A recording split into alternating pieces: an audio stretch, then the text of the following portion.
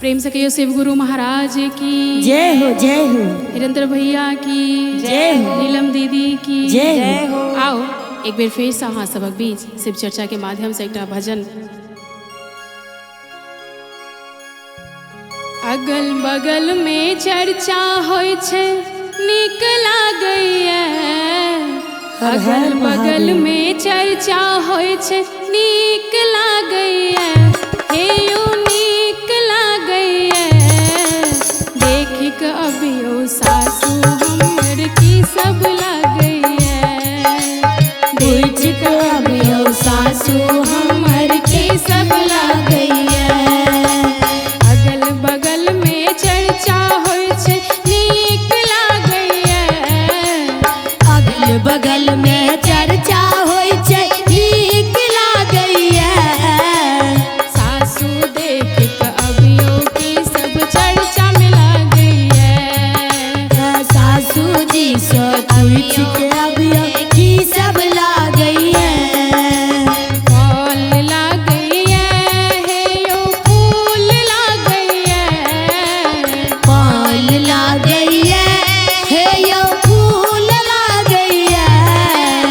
फल लागैया, हे यो फूल लागैया। फल लागैया, हे यो फूल लागैया।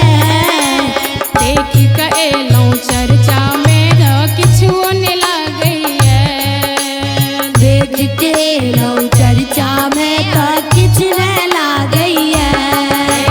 देख के एलौं शिव चर्चा में किछुओ ने लागैया। अयो देख के लो शिव चर्चा में किछियो न लागैया।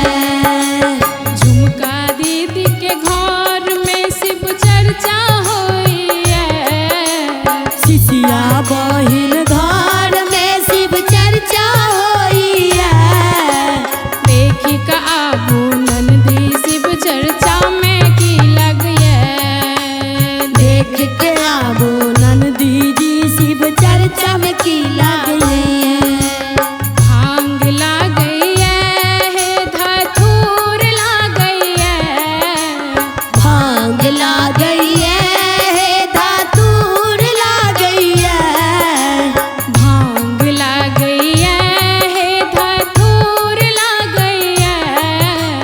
भांग लागैया, हे धातुर लागैया। देख के एलौं भौजिये शिव चर्चा लागैया, देख के लो में शिव चर्चा लागैया। देख के लो बड निक नंदो चर्चा लागैया। देख के लो मर्दो शिव चर्चा लागैया। देख के एलौं अगल बगल शिव चर्चा होइया। देख के लो अगल बगल शिव चर्चा होइया। प्रेम से कहियो शिव गुरु महाराज की जय हो, जय हो।